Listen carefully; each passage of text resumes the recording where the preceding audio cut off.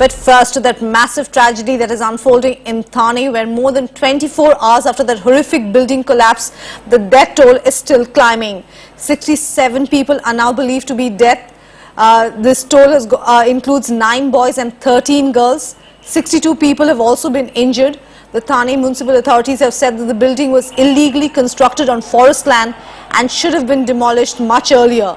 Municipal authorities added that complaints about the illegal construction were made to the forest department, but no action was taken. But amidst this gloom and doom, there are some miracle stories, and among those is that of a little girl whose parents, though, are yet to be traced. The girl says her name is Sandhya Thakur and she is now being looked after in the hospital by her rescuer.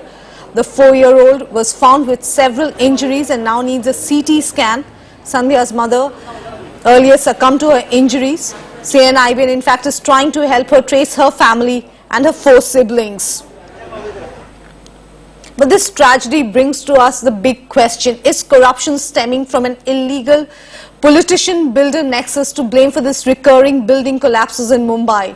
The Thane Municipal Commissioner says the building had violated several norms and should have been demolished much earlier.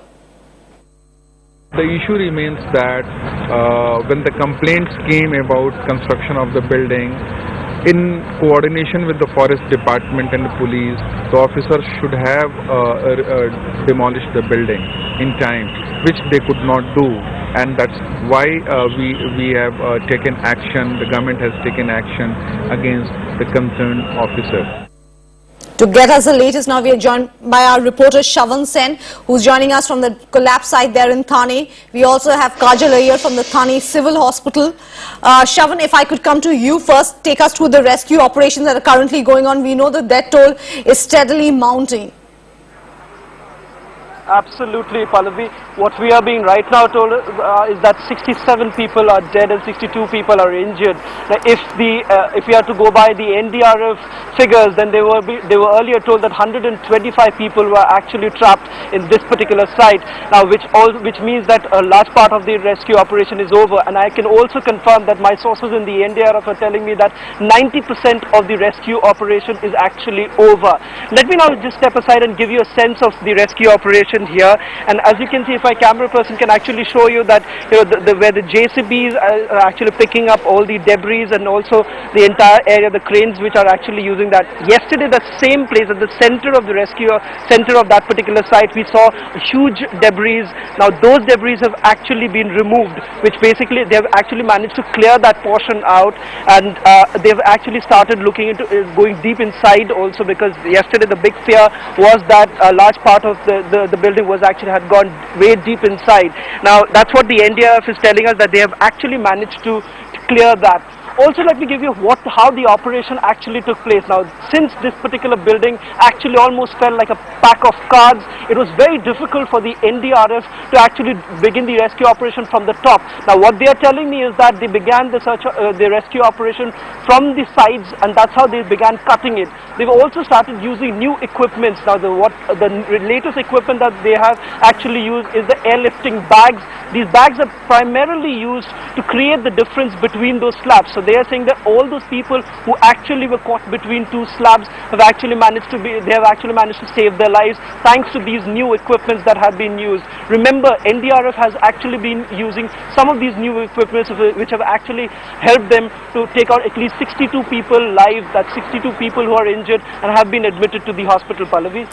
Shavan, quickly, is there any hope of finding any survivors there, or is it just an operation to see if that death toll is going to climb further?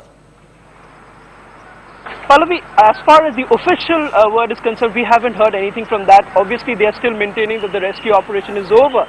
But just putting the calculations together, that is that 125 people that were being told that NDRF was actually told that they were trapped inside this particular building.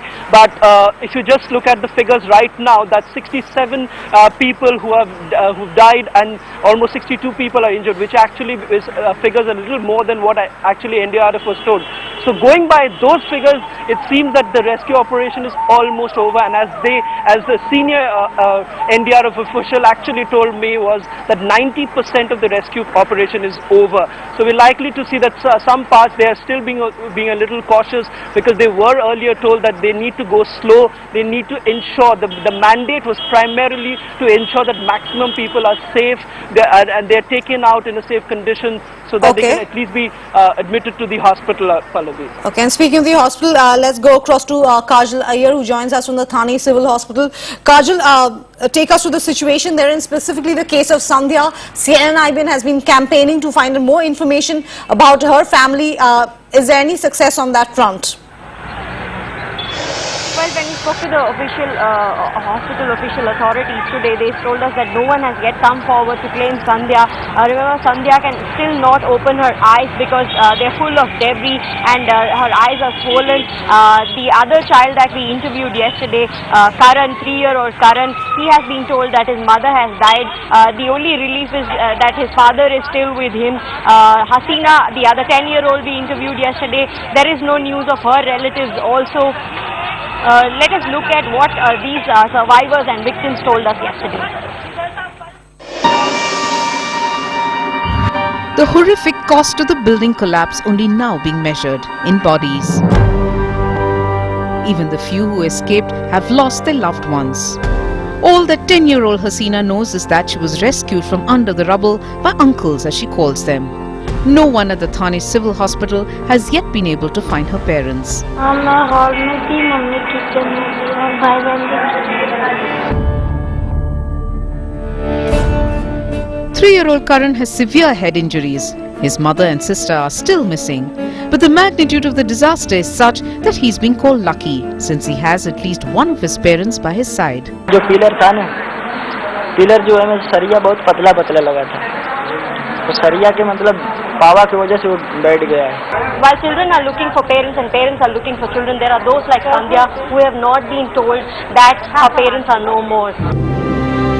Sandhya's mother died on a bed close to hers. There's no news of any other relatives. With entire families being wiped out, extended family members are rushing in to complete formalities and get news of their family. And with most documents buried under the rubble, they're finding it difficult to prove identities to claim bodies. सामने वाली building 1500 रुपए भाड़ा ले रही है और उसने 500 रुपए भाड़े पे सब बिल्डर सबको भर दिया अंदर. बोला मेरे को 500 रुपए दो और अंदर रह लो. So who will be held accountable for the collapse?